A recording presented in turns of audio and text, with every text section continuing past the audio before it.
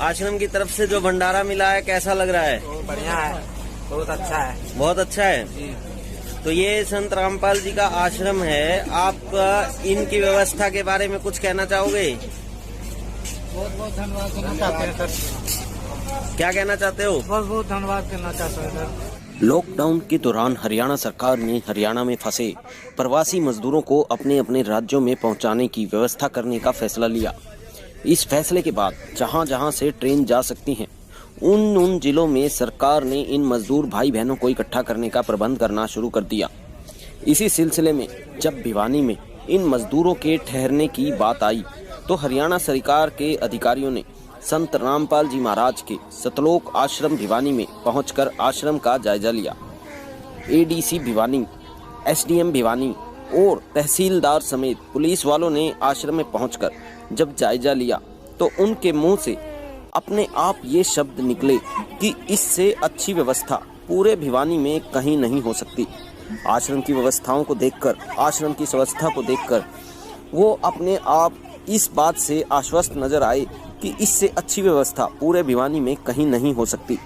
उसके बाद सब हरियाणा सरकार के अधिकारियों ने जब सतलोक आश्रम की मैनेजमेंट कमेटी से इस बारे में बात की तो आश्रम की प्रबंधक कमेटी का कहना था कि संत रामपाल जी के आदेशानुसार उनके शिष्यों ने तो हमेशा ही समाज की सेवा में बढ़ चढ़ कर भाग लिया है, चाहे वह ब्लड डोनेशन की बात हो, देहदान हो, दहेज प्रथा को जड़ से खत्म करने की बात हो, अंतरजातीय दहेज रहित विवाहों का आयोजन हो या लाखों लोगों के लिए कबीर भंडारे जैसे बड़े बड़े आयोजन करने हों। तब आश्रम की कमेटी ने ये एसडीएम भिवानी को आश्वासन दिया कि इन प्रवासी मजदूरों के रुकने के साथ साथ चाय, पानी और भंडारे की व्यवस्था भी आश्रम की तरफ से ही की जाएगी और इसलिए अब हरियाणा सरकार को इनके रुकने के लिए निश्चिंत हो जाना चाहिए। इतना सुनकर सभी अधिकारी बिल्कुल निश्चिंत होकर आश्रम से चले गए और शाम होते होते 6 मई 2020 को बिहार जाने वाले सैकड़ों मजदूर सतलोक आश्रम भिवानी में पहुंच गए। साथ ही साथ उन्हें ले जाने के लिए हरियाणा रोडवेज की बसें और पुलिस भी सतलोक आश्रम में पहुंची। सतलोक आश्रम भिवानी में संत रामपाल जी के शिष्यों द्वारा की गई व्यवस्था से मजदूर भाइयों समेत सभी सरकारी अधिकारी, रोडवेज बसों के ड्राइवर, कंडक्टर और पुलिस वाले भी बहुत खुश नजर आए।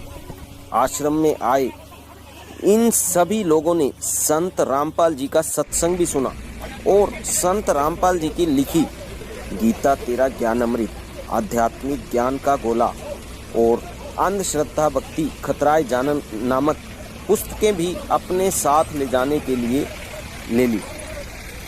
मजदूर भाइयों का ये भी कहना था कि ऐसे समय में ऐसा खाना और व्यवस्था भगवान के अलावा कोई नहीं कर सकता। इतने मुश्किल समय में ये सब व्यवस्थाएं करना आम आदमी के बस की बात नहीं। तो दोस्तों, इन मजदूर भाइयों ने ये भी कहा कि उन्हें तो ऐसा लग रहा था कि वो घर तक पहुंचते पहुंचते बहुत सारी मुश्किलों का सामना करेंगे, लेकिन यहाँ सतलोक आश्रम भिवानी में आकर संत रामपाल जी द्वारा दिए गए इस भोजन भंडारे ने उन्हें काफ़ी अच्छा महसूस कराया। और इसके साथ साथ संत रामपाल जी के शिष्यों द्वारा इन मजदूर भाइयों के लिए जाते हुए पैकिंग के खाने की पैकिंग की व्यवस्था भी की गई थी। इन्हें खाने के पैकेट साथ में ले जाने के लिए भी दिए गए। तो दोस्तों, आप सब से भी प्रार्थना है कि पूर्ण सतगुरु रामपाल जी महाराज की पुस्तकें तथा सत्संग सुनकर आप भी सच जानने की कोशिश जरूर करें, क्योंकि कबीर साहब ने कहा है, मानुष जन्म दुर्लभ है, मिले न बारंबार, जैसे तरुवर से पत्ता टूट गिरे, बहोर न लगता डार। धन्यवाद।